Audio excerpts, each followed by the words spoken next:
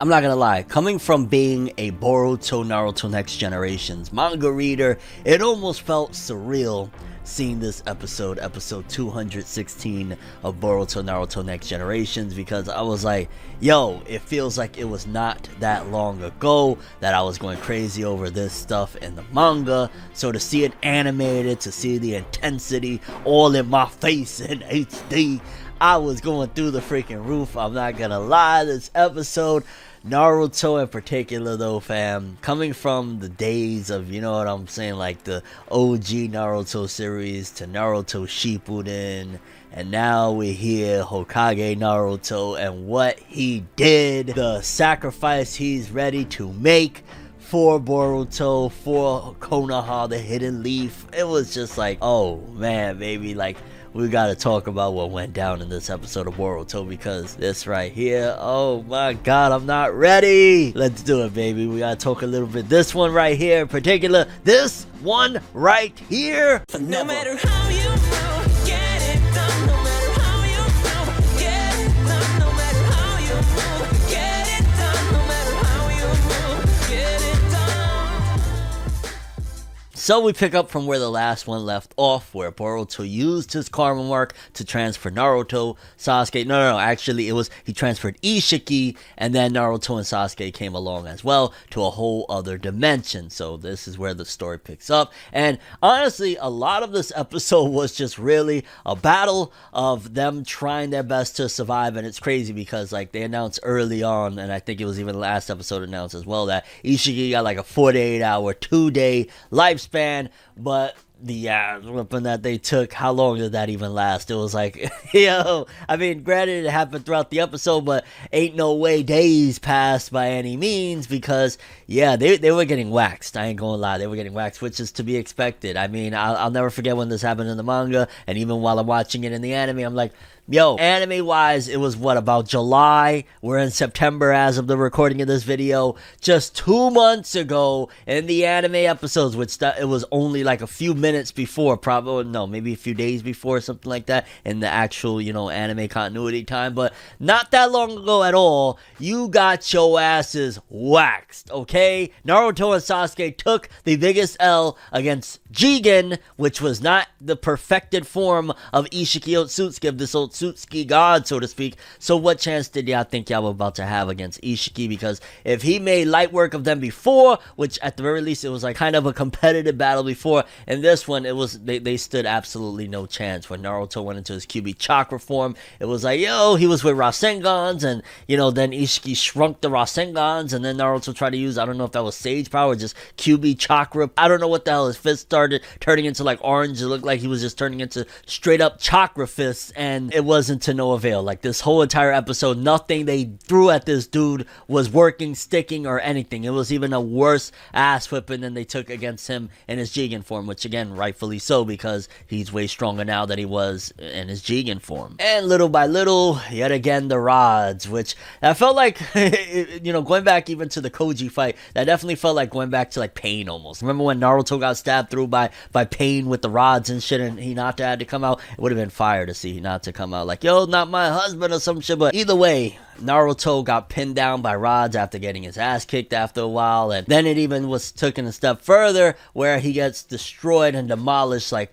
Isshiki throws these giant cubes on top of him, because don't forget that Isshiki has that shrinking and enlarging power, so you could shrink something really tiny and then make it huge, because throughout the episode he's using that like it's almost like the size of a freaking pebble, and then he could turn it into giant freaking skyscraper sized boulders. And I ain't gonna lie, I'm kind of wondering, like, yo, how in the midst of all that did Naruto survive getting boulders thrown on top of him? Like, I get it, dude is durable, I get it, he has Kurama inside of him and shit like that, but fam, you had these giant skyscrapers fall on top of you, and you're like, well, I'll have a conversation with the fox first. And, you know, amongst all of this happening, yet again, something that always, you know, the giant mystery on who this Amado fellow is continues, because as they're over there talking, you know, hiding in the base, which first of all, I guess gets explained to them that, you know, even though they're hiding out there, Kawaki's like, yo, they're fighting up above. I want to say it was Kawaki, somebody that was in that little lair with them hiding where the foundation used to be. It's like, oh, you know, Shikamaru needs to inform them that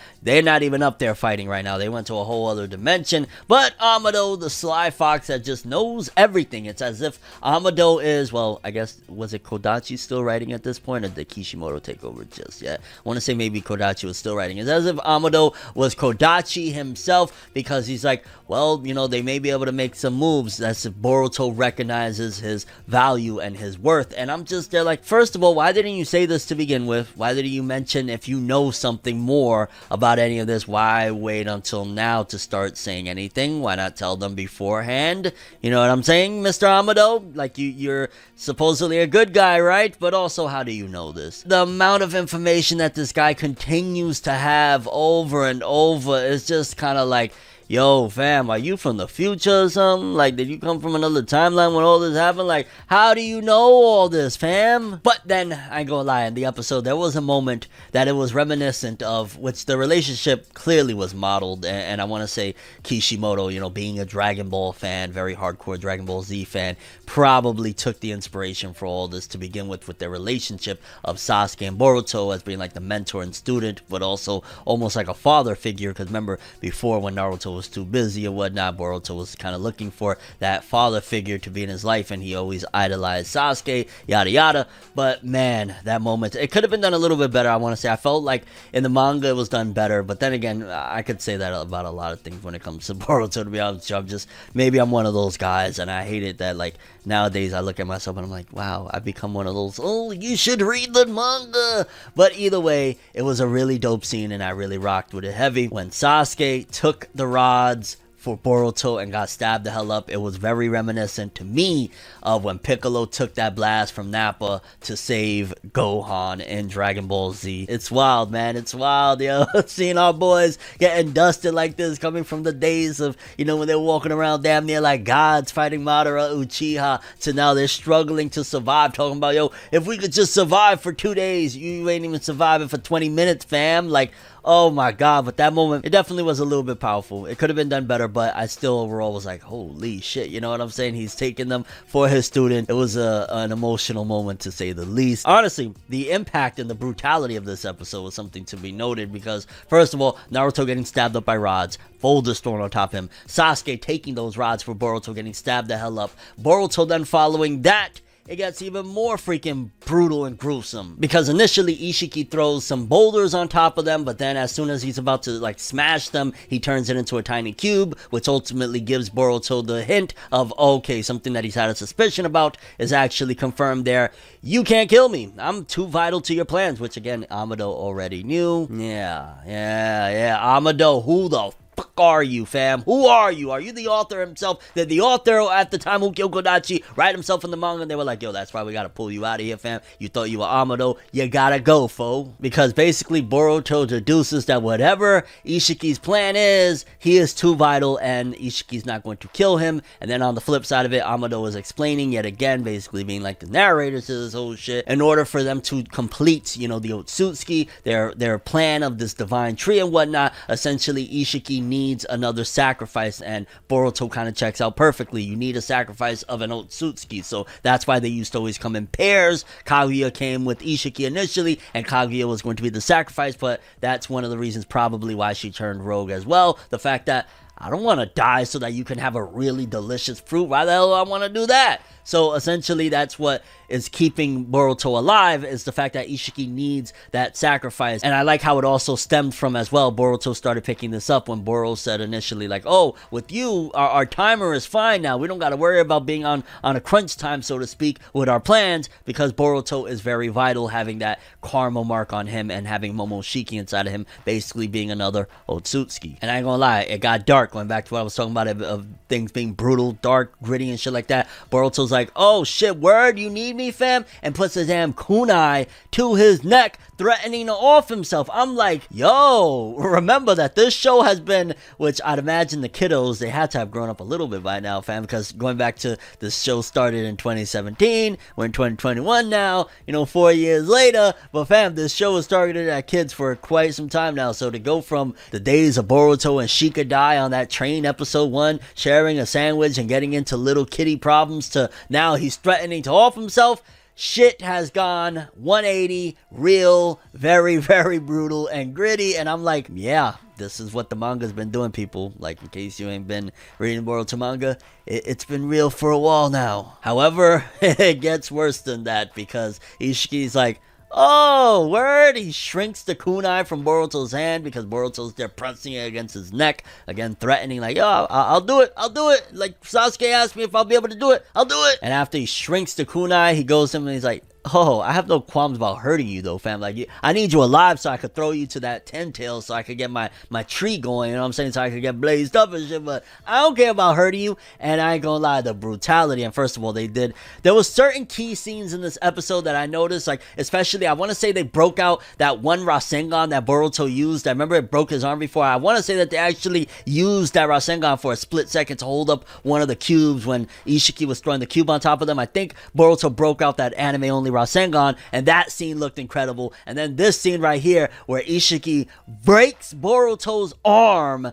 right there, I was like, yo, the art and animation of Boruto, you could tell, like, that looked even more painful. I'll say that they outdid the manga for that scene right there, because Boruto looked like he was in absolute agony. His facial expressions, the way he was moving around, the foaming at the mouth, I was like, yeah, that one felt brutal. And again, going from the kiddo days to kunais to the neck and breaking arms, Boruto, the main character's arm, this shit is wild. And amongst all of this, Kawaki, as he's at the base, he's trying to get to them, and he realizes that he no longer has karma. So you could imagine that there's going to be some ramifications there for Kawaki in terms of like, holy shit, what the hell can he do now? He's going to feel a little bit, you'd imagine, probably powerless to help, because, hey, that was a big deal of like, yo, I can help the Hokage, I can help Boruto. Now you're just basically a regular dude with an arm, and now you're kind of worthless to a certain degree. So Kawaki's pretty much going to be a little bit of a loose cannon, you could say, right? Well, I mean, technically he's not going to be able to do shit because he don't got nothing, but ultimately you could imagine Kawaki is now going to be kind of just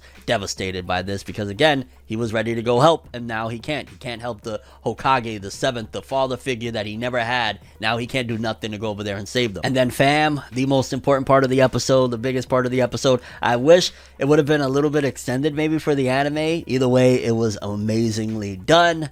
Kurama starts talking to Naruto as they're there crushed under the cubes, and he's like, yo, yeah, we were getting our ass kicked, fam. We're not completely out the game yet. There's still one more move that we can use, but if you do it, it's gonna cost you your life. And Naruto, like, oh my god, the visuals that they used at that scene, I ain't gonna lie, where Naruto's doing like was it a 180? I believe it was like a 180 or a 360. I can't remember if he went all the way around or just halfway, but like the atmosphere and the filters and the lighting and shit like that they use when Naruto's having the discussion with Kurama, wow, just wow. And the speech that Naruto gives straight out of the manga where he says, ever since I became Hokage, no, even before I became Hokage, I've been ready to give my life for that village and for the people I care about. And oh my god, woo, I'm not ready for this, fam, because following that, Naruto shoots out of that cube looking like, I don't know, he looked like a rocket or a shooting star. He just bursted out of there. So you immediately think of like, okay, shit, what was going on here? Even before that, when like the lighting is like Naruto's getting real bright as he's telling Kurama that shit, like that scene, they did that scene phenomenal. Like maybe it was just me more so feeling like, oh, I wanted that scene to last forever because it was such a great scene of me saying it could have been done a little bit longer, but either way, that scene was wow, it kind of felt like OG Naruto for a moment there, going back to Naruto Shippuden, or just, the good old days of Naruto where he would talk to Kurama and things would happen and shit like that. And yeah, we had that moment, because then he shows up on the scene in front of Isshiki and Boruto. Did he knock Isshiki away? I want to say he might have knocked Isshiki away, but he shows up and he tells Boruto, it's okay, I'm here now, everything's gonna be fine. And we see Naruto in his new You could argue final form because it supposedly is going to cost him his life. Spoiler alert, the name of it is Baryon mode. I don't know if that is going to feel like, oh my god, you spoiled it, but it's called Baryon mode, and it looks phenomenal in the anime. I'd argue the manga looked better again. Oh, I know I keep doing that. Ugh, I don't know, when did I pick that habit up of it looks better in the manga, but it looked phenomenal. The main difference in the look is that in the manga, Naruto's outfit is inverted. Is like the black and the orange is like reversed or some shit like that, so that's why it looks slightly different in the manga, but it looked fantastic, amazing in the anime. The lighting, the art, everything about it looked great. I loved it. And wow, here we are, fam. Naruto's life sacrificing move to save Sasuke and Boruto and finish this fight off with Isshiki Otsutsuki. I loved it. I'm curious what you guys think. How did you feel about this entire episode? Do you feel like it went way darker than you expected between, you know, Boruto threatening off himself with the kunai and, you know, having his arm broken, and then Naruto basically going into this form that is going to cost him, according to Kurama, his life? And your overall thoughts and expectations of all this. Sasuke taking those rods on Boruto's behalf. Like, this was, I can't even believe they put all this into this episode. It's kind of nuts. I don't know. Sometimes it makes me feel like, yo, are they about to end Boruto the anime? Like, is Boruto's anime about to come to a close? Like, what are we doing here? I don't know. But your overall thoughts and expectations for the Boruto Naruto Next Generations anime with episode 217 and beyond.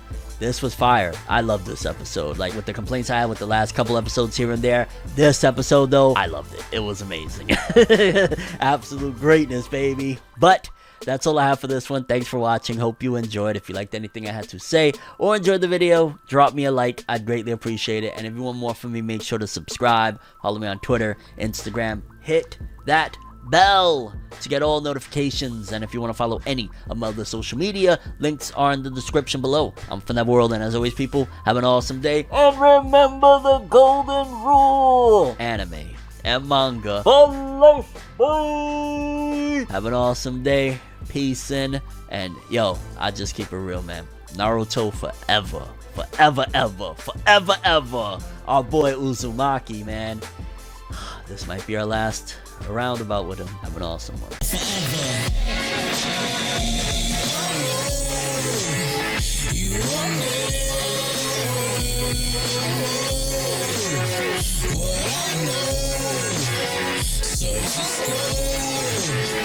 So